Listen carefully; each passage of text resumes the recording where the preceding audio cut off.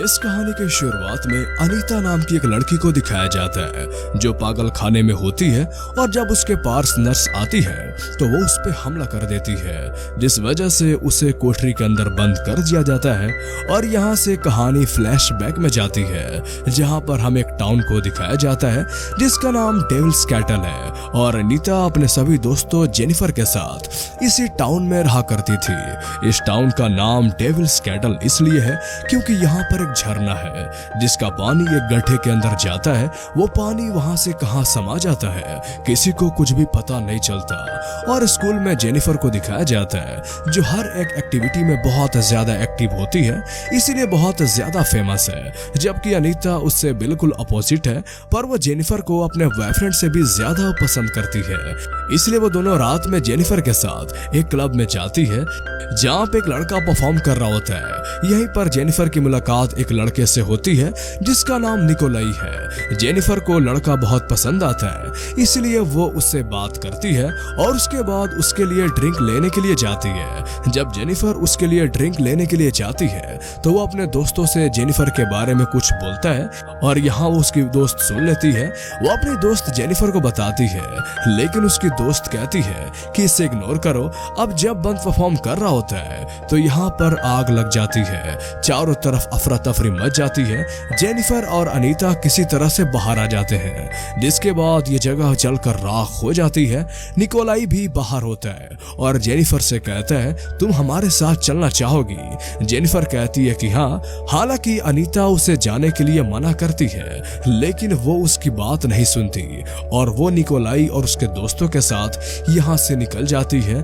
अब यहाँ अनीता उसके लिए बहुत चिंतित होती है, इसलिए वो घर आकर अपने बॉयफ्रेंड से कहती है कि हमें उसकी मदद करनी होगी।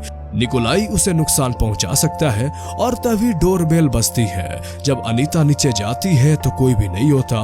दोबारा ऊपर आने लगती है, लेकिन उसके घर के अंदर से आवाज आती है और जब वो अंदर जाती है तो वहां पर जेनिफर होती है जिसके मुंह पे खून लगा होता है। वो जब इस तरीका से अनीता को देख रही होती है, इसके बाद फिर से वो बहुत सारा खाना भी खाती है और अनीता के यहाँ से निकल जाती है। उसे कुछ ही समझ में नहीं आता कि ये सब क्या हुआ।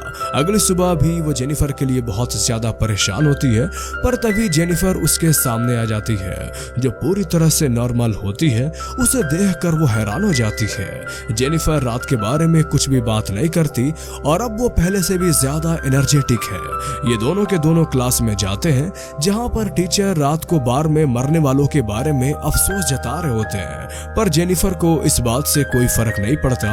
वो अपने टीचर का मजाक भी उड़ाती है। ये देखकर अनीता को बहुत अजीब लगता है क्योंकि जेनिफर ऐसी लड़की कभी नहीं थी।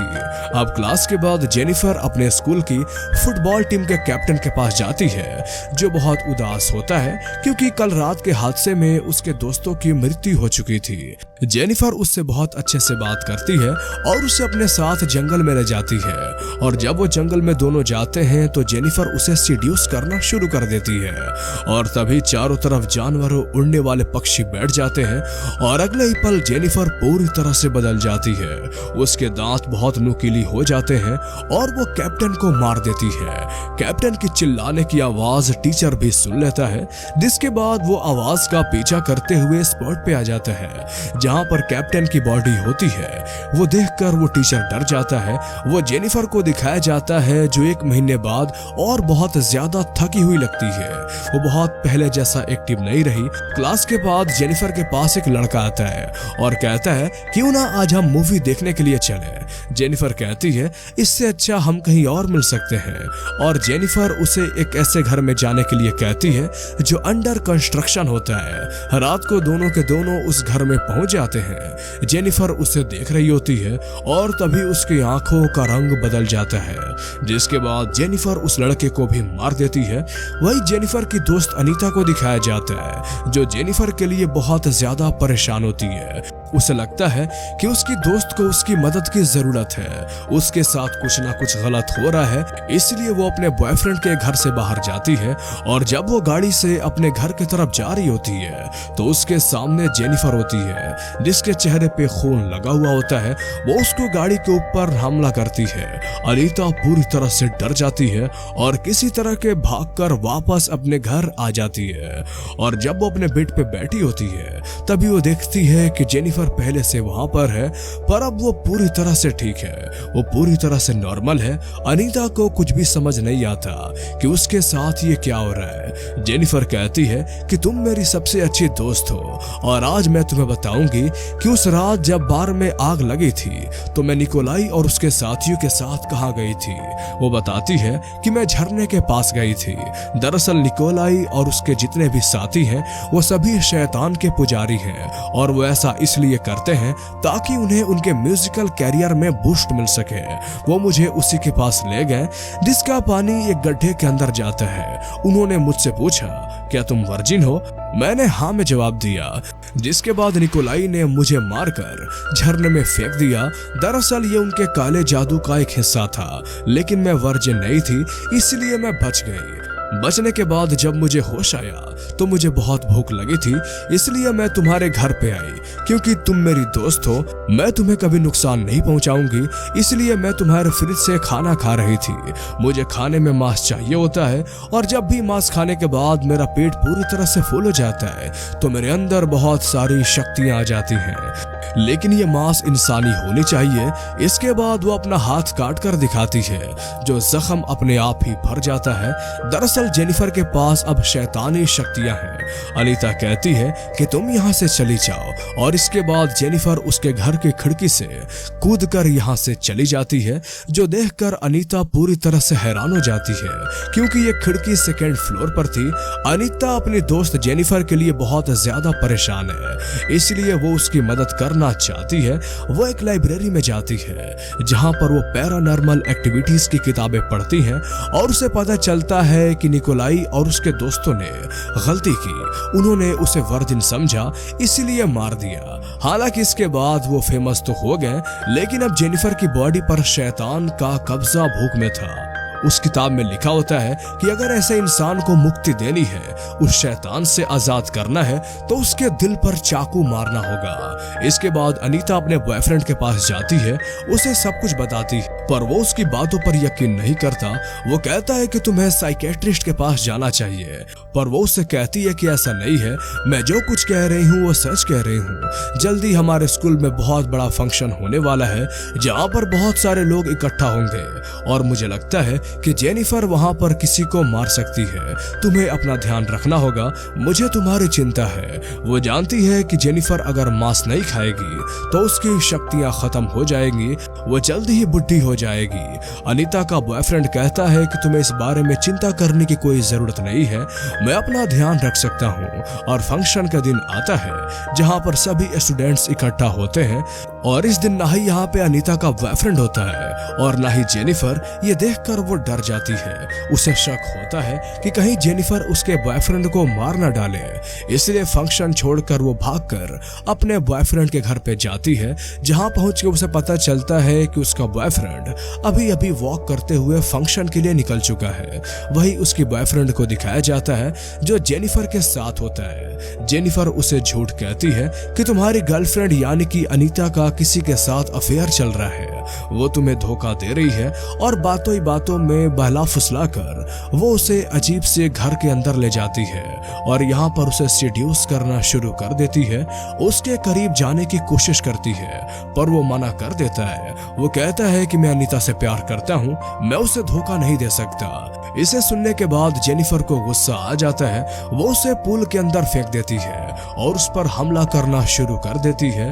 पर अब यहाँ पर अनीता भी आ चुकी है और वो देखती है कि जेनिफर उसके बॉयफ्रेंड को मार रही है, इसलिए वो अपने बॉयफ्रेंड को बचाने के लिए पानी में कूद जाती है और जेनिफर का सामना करती है।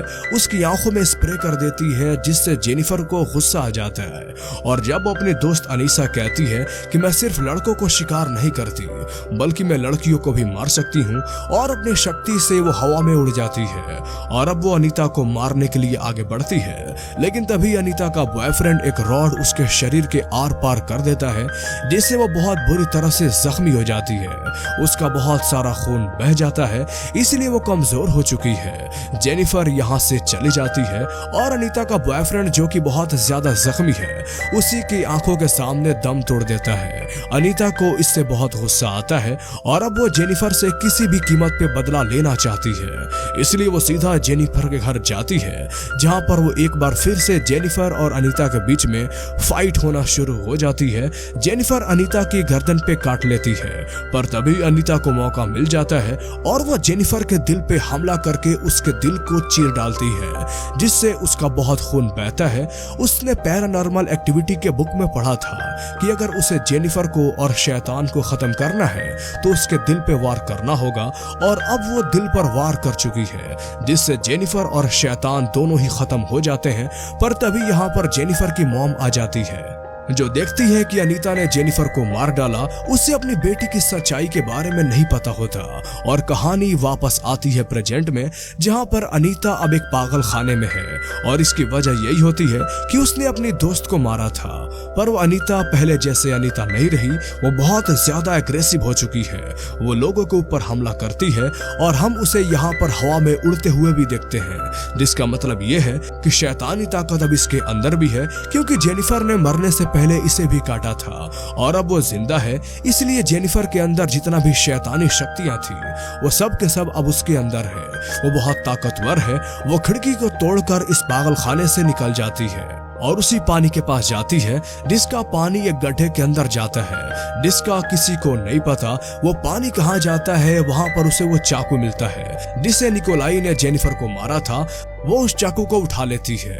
वही दूसरी तरफ हमें निकोलाई और उसके साथियों को दिखाया जाता है, जिनका बैंड और बाजा बहुत ज्यादा फेमस हो चुका है। वो सब के सब अपने रूम में होते हैं, जहां पर वो बहुत ज्यादा मस्ती कर रहे होते हैं, और अगले ही पल हमें दिखाया जाता है कि इन सबको किसी ने मार दिया। सीसीटीवी कैमरे के फुटेज में दिखाया जाता है कि अनीता इनके कमरे से निकल रही होती है, जिसका मतलब उसी ने इन सबको मारा है, क्योंकि इन्हीं की वजह से ये सारी घटनाएं घटी थी। इन्होंने जेनिफर को मारा था, जिसकी वजह से उसने जेनिफर को और अपने बॉयफ्रेंड को भी खो दिया, और अब वो खुद भी बदल चुकी है, और इस तरह से अनीता अपना बदला ले लेती है। और इसी के साथ ये फिल्म की कहानी यहीं पे खत्म हो जाती है। तो कैसी लगी आपको ये मूवीज एक्सप्लेनेशन, हमें कमेंट में जरूर बताएं, और अगर आप इस तरह की और भी कहानियां सुनना चाहते हैं तो हमारे चैनल को सब्सक्राइब कर लें। तो फिर मिलते हैं अगले वीडियो में, तब तक के लिए गुड बाय।